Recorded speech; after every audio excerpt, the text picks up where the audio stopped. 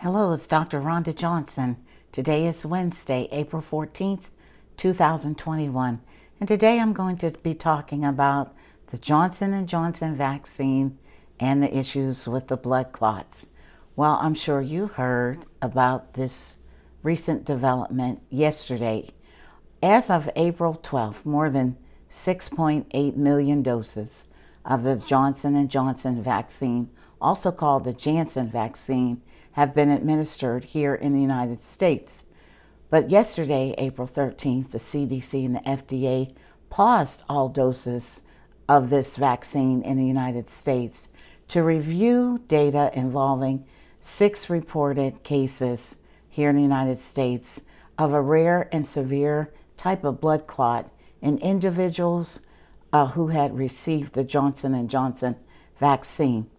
Now, in these cases, there was a type of blood clot called a cerebral venous sinus thrombosis, meaning a big blood clot in the brain, of the veins of the brain.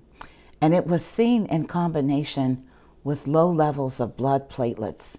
Now, platelets are the cells in the blood that are involved in clotting. Now, all 6 cases occurred in women between the ages of 18 and 48. And they occurred within 6 to 13 days after they received the Johnson & Johnson vaccine.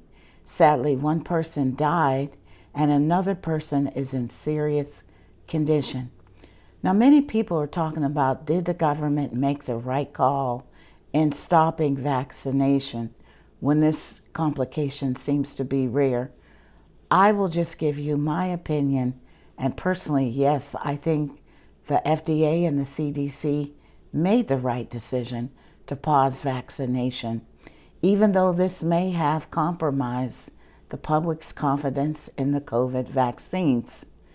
The number of people who've had these blood clots are small in relationship to the number of doses given, but folks, we want to keep these numbers small.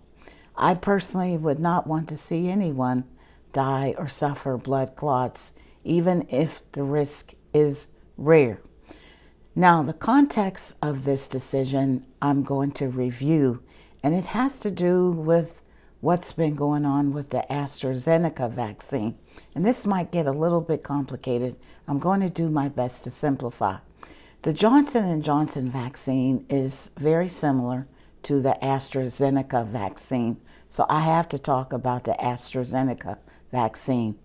Both the Johnson & Johnson vaccine and the AstraZeneca vaccine use the adenovirus vector, which is like the transporter for the vaccine. They're similar in how they're made. They use this inactivated virus. These 2 vaccines are very different from the Pfizer and Moderna vaccine, which use the messenger RNA platform. Now, the AstraZeneca vaccine is not used here in the United States, but it is used widely in other parts of the world, in Canada, Latin America, Africa, and in Europe. Over 34 million doses have been given. So now there were 2 studies that were published in a very prestigious U.S. medical journal, and there have been studies published in the European medical journals, which describe a rare but apparently real connection between the AstraZeneca vaccine and a blood clotting problem. Some of these cases were fatal.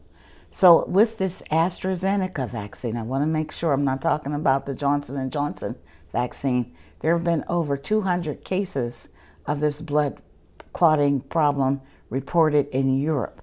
Now, that's 200 over 34 million, but it's the same thing. 200 is too many. Now, I will try to explain this. Clotting in the blood is very complicated. It involves blood cells and lots of blood proteins.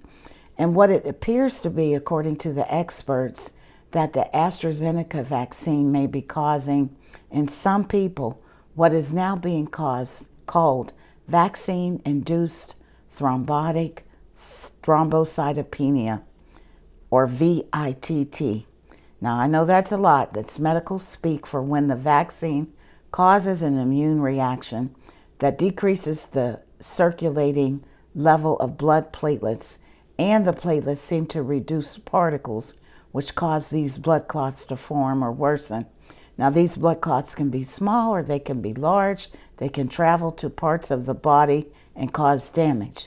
So, for example, if they travel to the brain, people get stroke-like symptoms. If they travel to the lungs, they can stop the oxygenation process. Our bodies are very dependent on oxygen getting to the tissues for survival of the tissues. You know that permanent brain damage can occur only 4 minutes after the brain is deprived of oxygen, and death can occur as soon as 4 to 6 minutes later.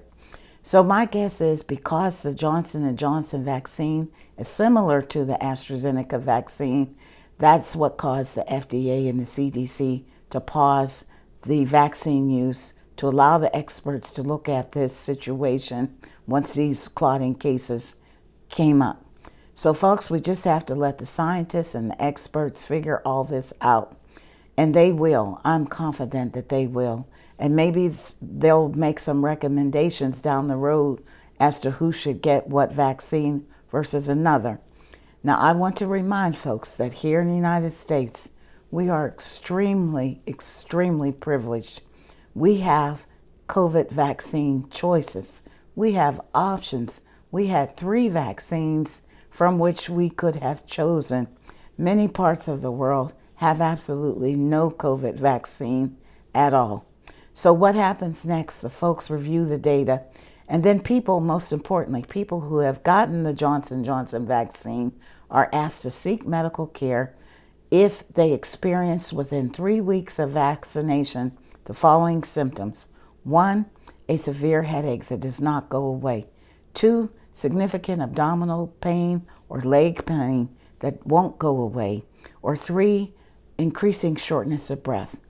These health officials from the CDC and FDA have said to you to call your doctor immediately or seek immediate medical attention.